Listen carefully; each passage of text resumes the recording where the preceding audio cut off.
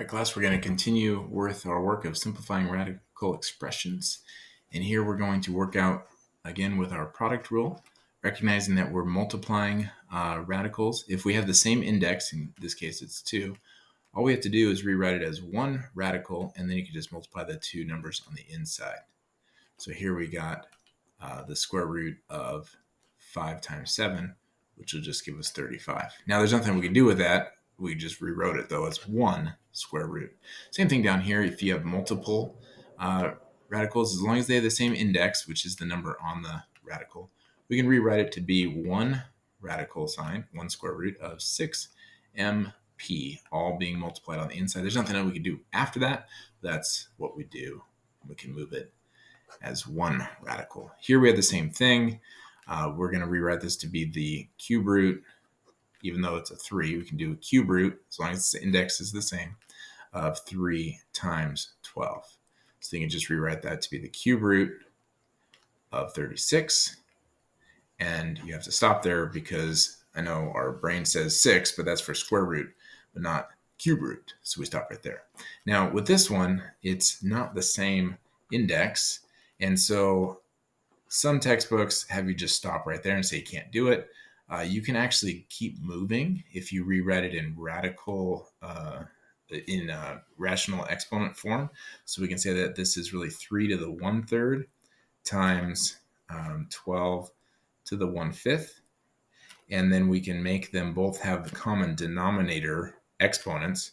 If we multiply top and bottom by 5 on this one, multiply top and bottom of that exponent here by 3, we can rewrite the problem to be 3 to the 5/15 times 12 to the 3/15. And then you can rewrite it as the 15th root of 3 to the 5th times 12 to the 3rd. But then you're getting a massive number. So I'm pretty sure our lab just lets us say that we can't do that one. But you can actually bring them together. It just doesn't look any better. It's just this really big number on the inside that you're going to throw in your calculator at that point anyway.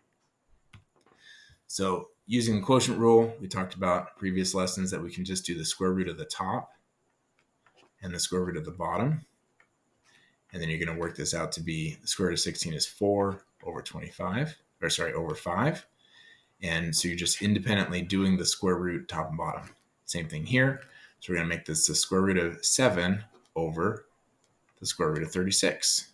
And the square root of 7 is irrational. There's no result there, so we just leave it. And on the bottom, we get a 6. So square root of 7 over 6 is our simplified result.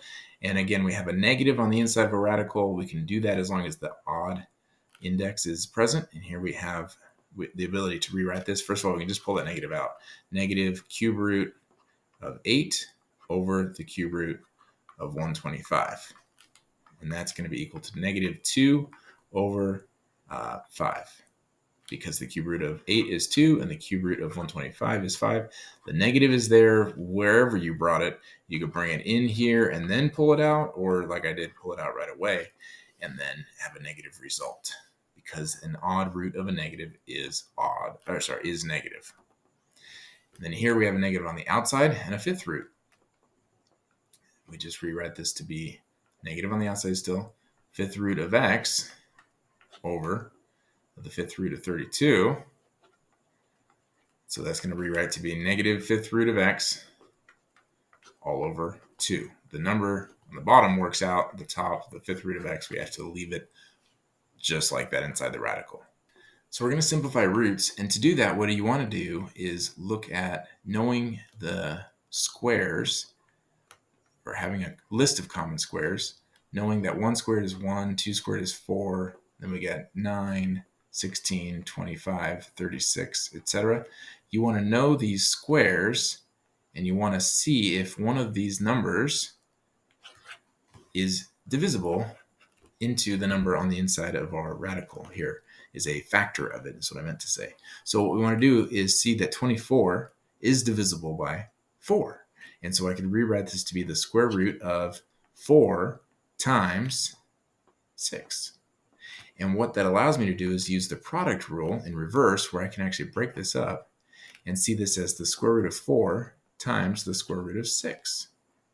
So the square root of 24 is the square root of 4 times the square root of 6. Well, the square root of 4 we know is 2. The square root of 6 we don't, so we leave it. The result for this problem, the simplified version, is 2 square root of 6. So if you can break one of these numbers inside there, a factor, you can simplify using the product rule. So 108, you want to look for the biggest one that fits. So what I do is just take 108 and start dividing by the biggest one possible. So, 108 divided by 36, you get 3 actually. So 108 divided by 36 times 3 works. So 3 times 36 gives you 108. And then you square root the 36 times the square root of 3. So 108 is 36 times 3. And you're allowed to break these up using the product rule of square roots so that the square root of 36 is 6. And then the square root of 3 is left. This is what we call the simplified version of 108. I'm literally just taking my calculator and dividing the 108 by these numbers to see if they fit. Now you take 10. Now 10 is divisible by 2. It's just 2 and 5. Well, there's no square root of 2 or 5, so square root of 10 is your simplified version for that problem. So they don't all simplify, but if one of these squares fit in as a factor, then you can break it up as the factor, the product of the square and another number, and then just square root to simplify. So if we have cube roots, we need a bigger group. And what I mean by that is a cube. So I need my cubes now. 1 cubed is 1, 2 cubed is 8, 3 cubed is 27, 4 cubed is 64, 5 cubed is 125. That's probably it for now. But in here, the 16, that has an 8 in there. So you're doing the same thing. You want to see these as a product of a cube. So these are my cubes. And another number. So I rewrite this cube root of 16 to be the cube root of 8 times 2. And what that allows me to do is take the cube root of the 8 and the 2 separately. Cube root of 8 times the cube root of 2. The cube root of 8 is 2. This cube root of 2 I can't simplify, so I just say cube root of 2. So the result of the cube root of 16 is 2 cube root of 2. And with the fourth roots, I need to have a whole list of things raised to the fourth power. So fourth roots come from fourth power, so it's just 1. And then this is 2 to the fourth is going to be 16. And then 3 is going to be 81. And then we get 64. It's 256. So I'm already too big. So I'm going to look at 162 and try to divide it by 81. And it goes in twice. So here we have 81 times 2 is 162. So what that means for me, if I'm doing the fourth root of this, the negative sign on the outside, the fourth root of 81, negative sign on the outside, fourth root of 81 times the fourth root of 2. Well, the fourth root of 81 is 3. So this is negative 3 times the fourth root of 2. So we just need our list of cubes and then things that are raised to the fourth power and look for, are they factors of this number on the inside? If they are, I can break it up and independently do a fourth root. And then we get to play with exponents.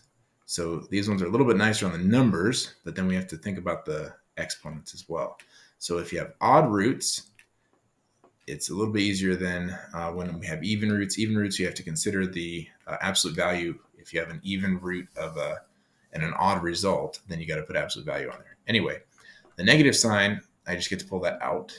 So this is negative, and then you independently cube root each one. The cube root of 8. And then when you do the variables, you actually want to rewrite to the power, the fraction power. So I make this x to the 4/3 and then y to the 5/3 using our rational exponent rule, where we have our base to the x over y is equal to the y root of base to the x power. So I'm going in reverse. I'm here, and I'm coming over to the fraction exponent. The reason for that is you want to reduce powers.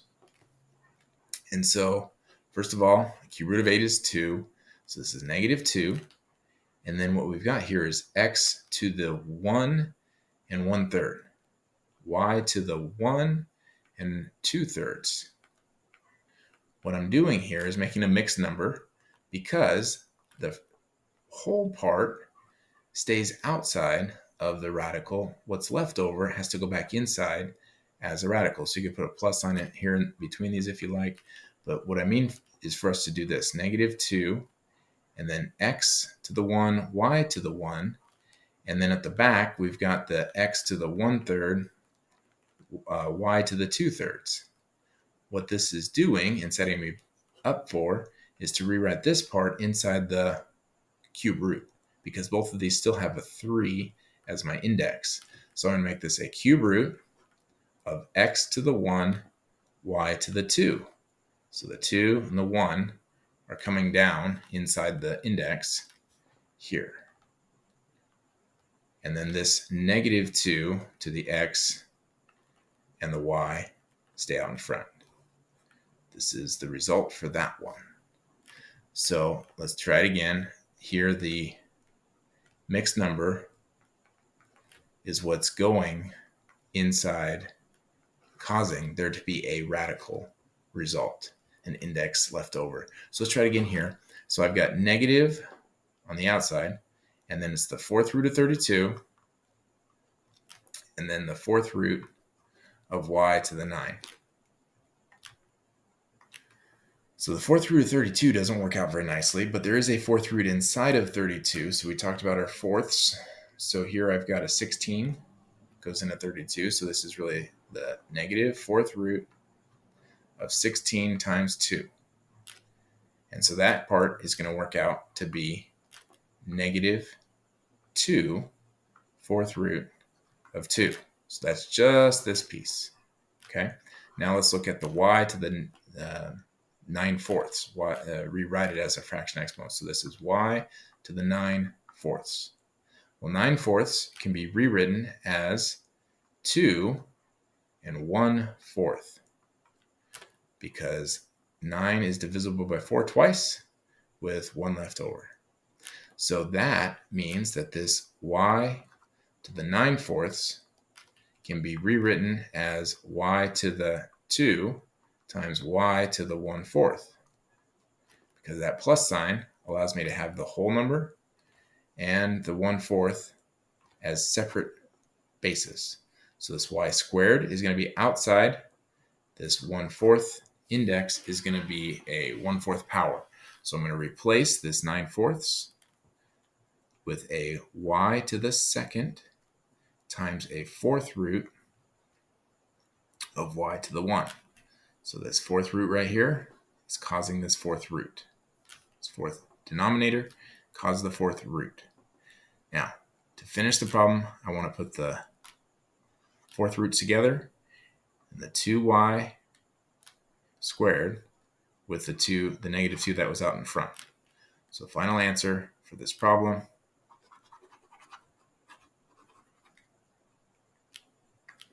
is going to be negative 2y squared times the 4th root of 2y.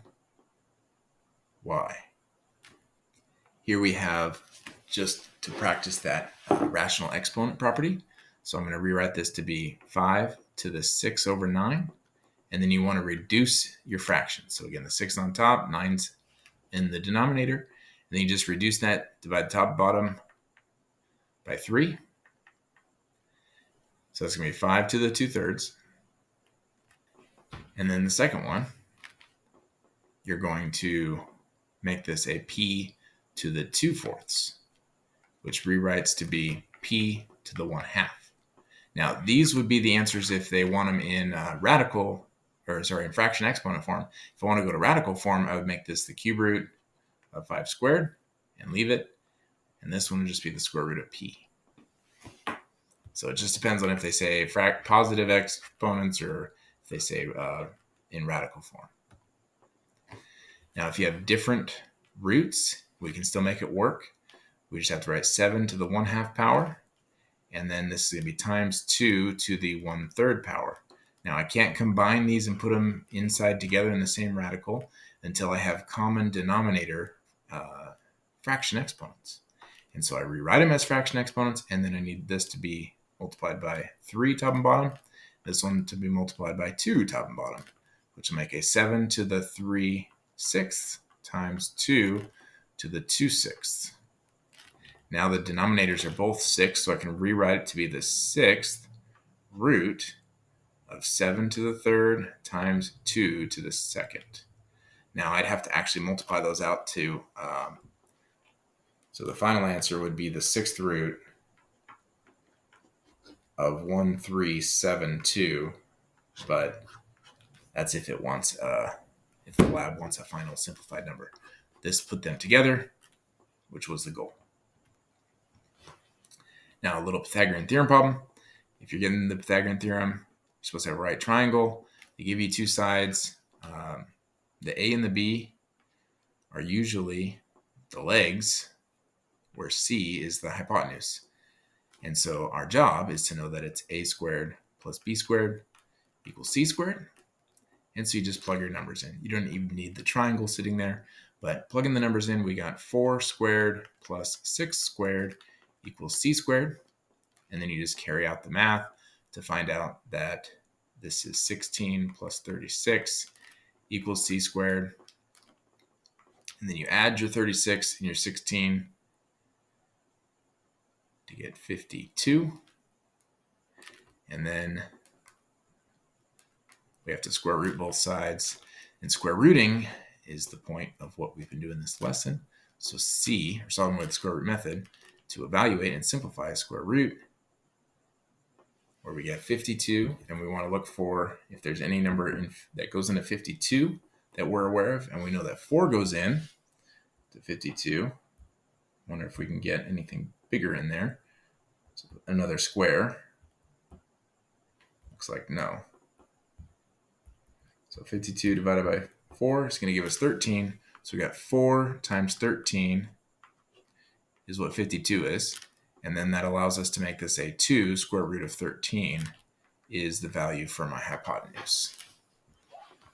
So the reason why these problems are there is just so that you can practice your simplification of a square root like 52. And again, we're looking for a square that's inside there as a factor, where we can do the square root of each one independently. The square root of 4 is 2, square root of 13, still the square root of 13. And then the distance formula is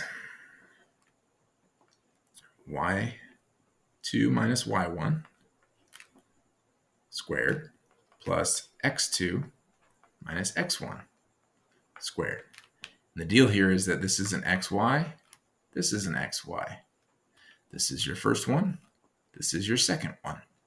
And so then you just put the x and the y, 1s and 2s in the right place, and then work out the problem. So this will be the square root of 3 minus parentheses -4 squared plus -5 minus 3 squared.